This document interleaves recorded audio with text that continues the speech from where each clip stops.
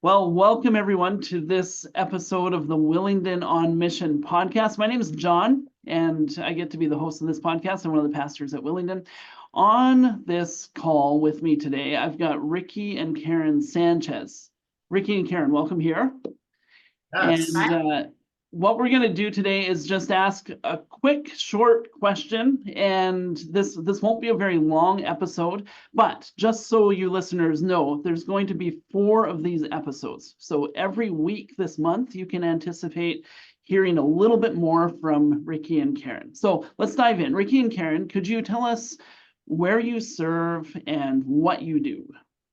All right. Yeah. Give you a proper greeting. So, Wati Krap.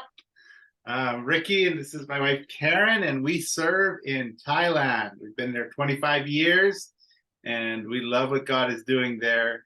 And we can't wait for the church to come visit.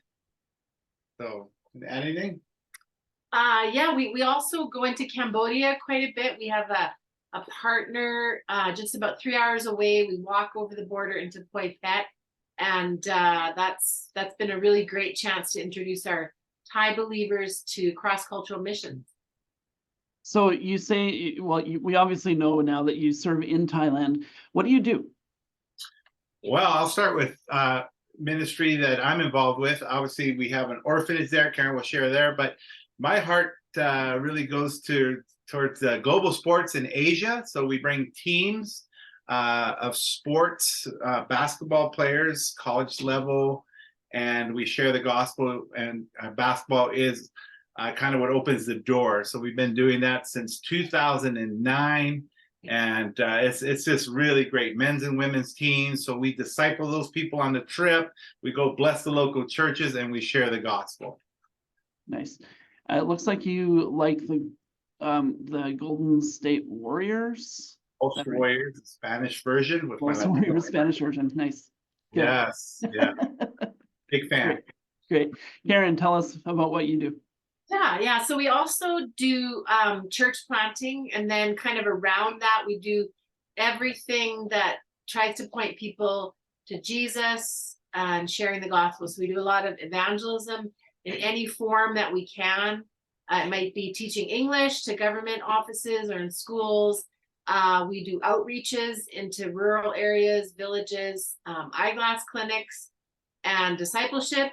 And we're working on starting a discipleship training center. And so out of that, about 18 years ago, was birthed also an orphanage for HIV positive kids, or kids that were affected by HIV/AIDS. So maybe their parents passed away from it, and they're now orphaned and not living with the disease, but affected by it. Okay. This is just a short conversation. Can you just tell us a couple of stories of ways that God has been at work? Yeah, as recently as this summer, 2023 in July, we went to Cambodia and we went to Thailand, and we had about 20 participants on the team and a bunch of coaches and all that. So part of what we do is we go play, and then after that, or at halftime, we share. And so one particular event is we played against the best pro team in Thailand. And at that, on that team was an African-American guy that I've been friends with for a long time named Freddie. So he's got Thai blood in him. So that's how he plays on the Thai national team. He's a starting point guard. And so his heart was right. So we had a great game. We beat him. So that's always good when you're sharing the gospel. You're actually winning some games, and they kind of want to know a little bit more about who you are.